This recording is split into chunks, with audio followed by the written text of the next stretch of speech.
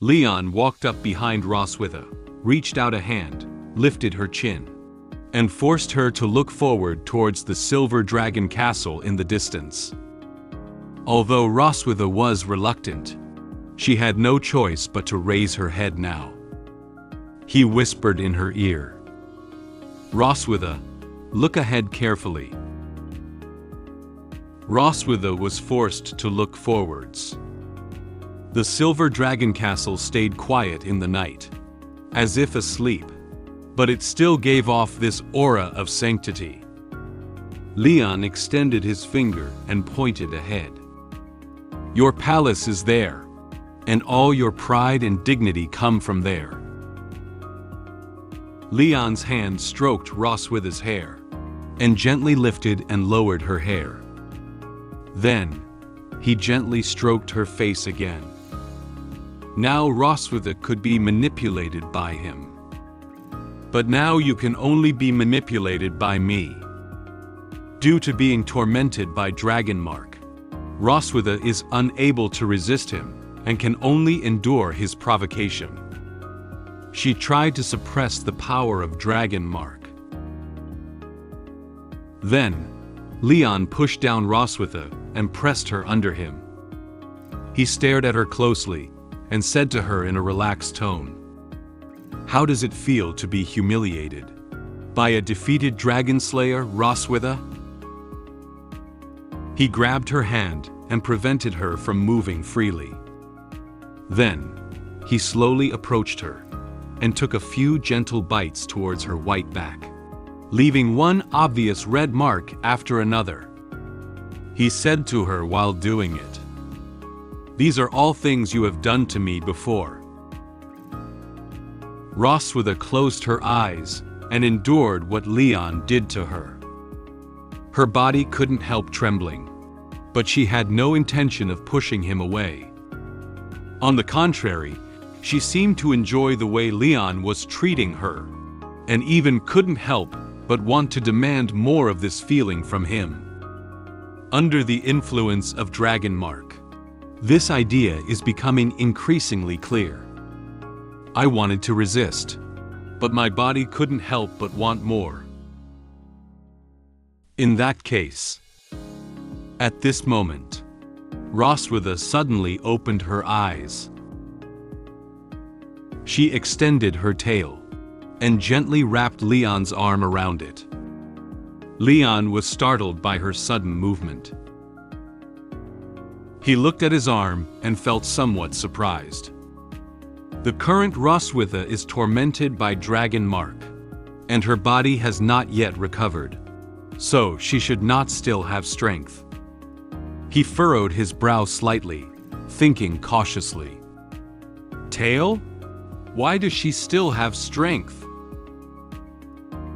Roswitha turned back to look at Leon behind her, with a determined gaze, as if she had made up her mind. "While you are still in control of the situation, do your best to make me feel ashamed and unwilling. Because after this, I will seek even more brutal revenge against you." She looked at him very seriously, and her eyes seemed to appear as if they were blazing with anger. Leon felt the emotions coming from her. He gave a laugh.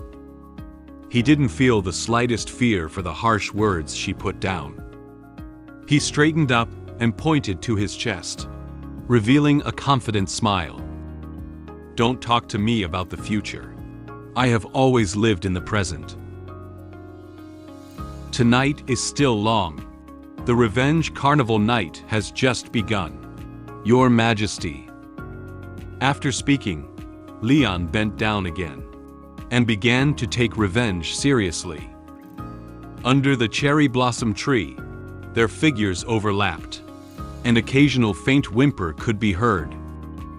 At this moment, some petals from the cherry blossom tree fell down again, adding some embellishments to Leon's revenge in the dark night.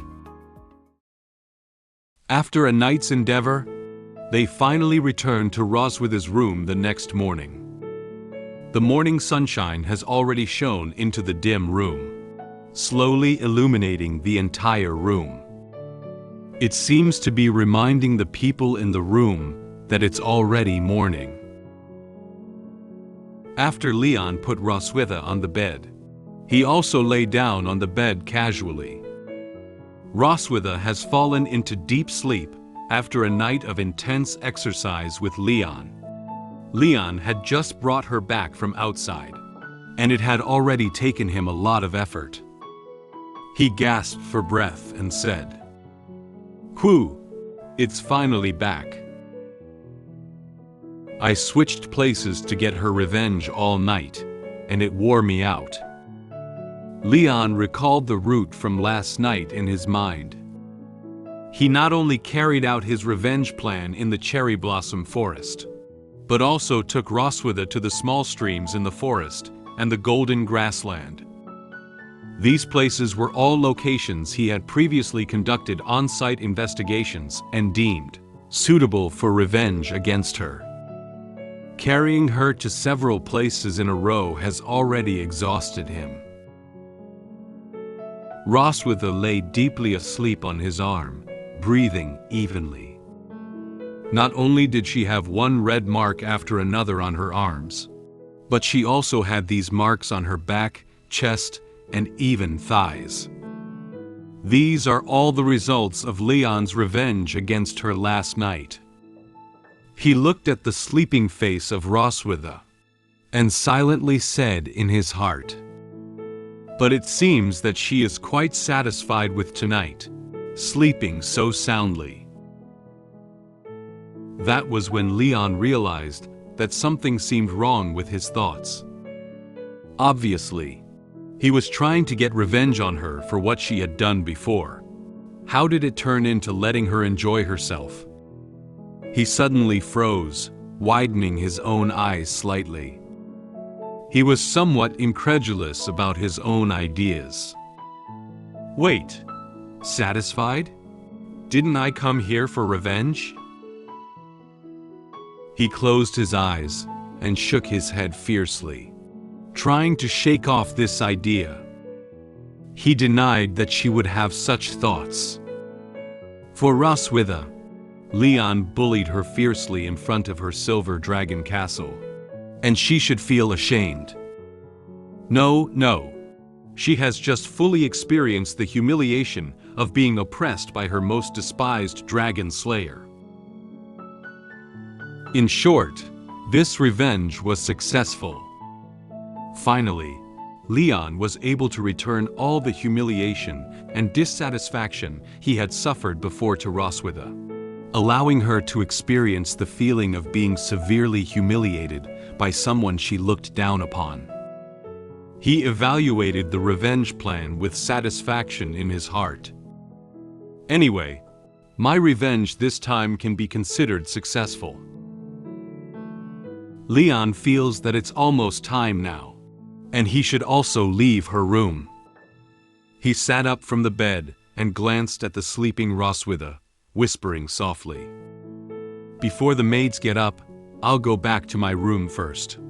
We're not the kind of relationship where we can share a bed and sleep until morning together." They were originally sleeping in separate rooms. If the maids discover it, he won't be able to explain it to them. Just as Leon was about to get out of bed, it seemed like Roswitha sensed something and reached out to grab the hem of his clothes. Leon turned around and looked at her with confusion, but found that she hadn't woken up yet. She murmured to herself, as if saying something. "It's so cold." Seemingly feeling the coldness in her body, Roswitha tightened her body slightly and brought her hand closer to her mouth, trying to warm herself up a little more. Leon noticed her movements and silently said in his heart, "When she falls asleep, she wants to move closer to a warm place. This is the instinct of all living beings." He lowered his head with a hesitant expression. He only completed his revenge plan against her last night, And now she is seeking warmth like a small animal, which makes him feel like she is tempting him again. I can't be tempted anymore. But Leon let go of Roswitha's grip on the corner of his clothes and held it gently. He gently pulled up her quilt and got inside. He lay beside her, quietly watching her sleeping face, and couldn't help but smile. He even moved a little closer to her body in order to make her feel warm. It would be warmer to stay here than to go back and lie on the cold bed in that room. Roswitha seemed to feel a warm object around her, so she stopped mumbling to herself and fell back into a deep sleep. Hey! Have you heard about it? SF Light Novel is going to share a new comic. I have already shared a new comic. The name of this comic is The Blonde-Haired Villain. In Girl Overlord novel, also longs for happiness. I have already shared the relevant content of this comic in this video. You can click on this video to learn about the comic story and character information. If you are interested, you can subscribe to my channel and wait for the sharing of new comic.